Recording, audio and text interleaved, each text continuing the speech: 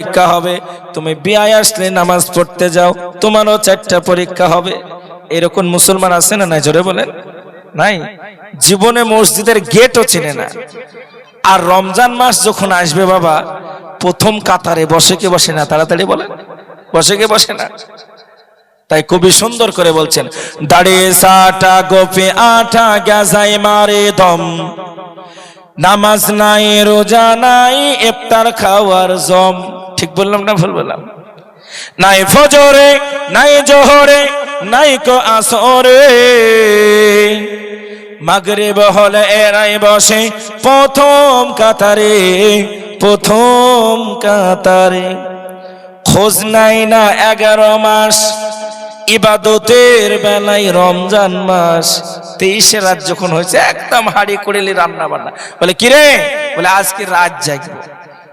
আছে না নাই? জোরে বলেন। এ বাবা, কষ্ট কাউকে দিতে চায় না, বাস্তব চিত্রটা তুলে ধরছি। তবে আলোচনার টার্নিং পয়েন্ট হলো পরীক্ষা 4টা। আব্বা জানেনা, সোনার চাঁদ ভাইয়েরা, যেটা বলতে যাচ্ছিলাম গভীর মনোযোগ দিয়ে শ্রবণ করবেন। একটা স্তম্ভ তোমার পালন হয়ে যাবে। 2 নাম্বার যাকাত। যদি তুমি অর্থশালী হয়ে যাও, টাকা পয়সা তোমার আছে, বছরে শতকরা 2.5 টাকার যাকাত তোমাকে দিতে হবে। একটা নির্দিষ্ট কোটার মধ্যে থেকে, সারাদিন খাওয়া দাওয়া পান করা থেকে, সারা জীবনের আপনার প্রয়োজন মেটানোর পরে যে পরিমাণ টাকাটা আপনার কাছে থাকবে, ওই পরিমাণ যদি একটা নির্দিষ্ট কোটার পরিমাণ হয়ে যায়, আপনাকে শতকরা 2.5 টাকা যাকাত দিতে হবে। যাকাতের হুকুক আদায় হয়ে গেল। চলে আসেন রমজান মাসের বেলাতে।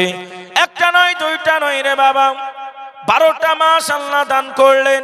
এই 12টা মাসের ভিতরে 11টা মাস তুমি খাও দাও পান করো বেড়ে বেড়াও, স্বাধীনতা তোমাকে দেওয়া হলো। একটা মাস নির্দিষ্ট আকারে, একটা মুহূর্ত পর্যন্ত, ওই ফজর থেকে নিয়ে মাগরিব পর্যন্ত খাওয়া দাওয়া পান করা, স্ত্রী সহবাস বন্ধ করা, পরচর্চা পরনিন্দা বন্ধ করা, এরর গীবত বন্ধ করা, হারাম মাল ভক্ষণ বন্ধ করা, হারাম উপার্জন বন্ধ করা। বিরত থাকার নাম হলো সিয়াম। তুমি রোজা রাখো, হারাম খাও, রোজা তোমার হবে না। তুমি রোজা রাখো, মিথ্যা কথা বলো, রোজা তোমার হবে না, তোমার শুকিয়ে থাকা হবে। এই জন্য বাবা আপনাদেরকে জানিয়ে দিতে চাইব, 12টা মাসের মধ্যে নির্দিষ্ট একটা মাস আপনার জন্য রোজাকে ফরজ করা হয়েছে।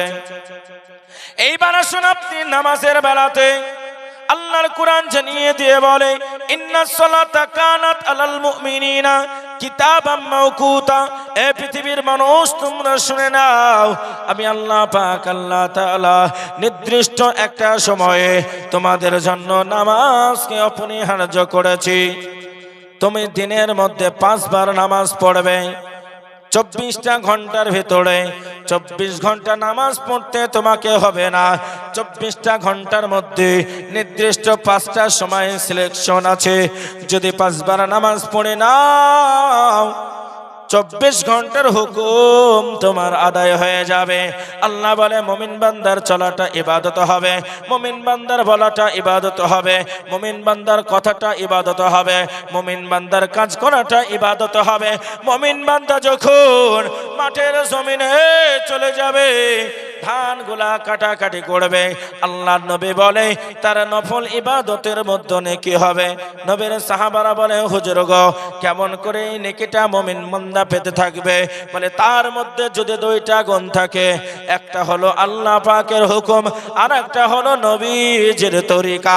এই 2টা দিক যদি থেকে যায়, মুমিন বান্দার 24টা ঘন্টা ইবাদতের মধ্যে গণ্য হবে। এমনকি পায়খানা পেশাব করাটাও ইবাদতের মধ্যে গণ্য হবে। জোরে বলা যায় না সুবহানাল্লাহ।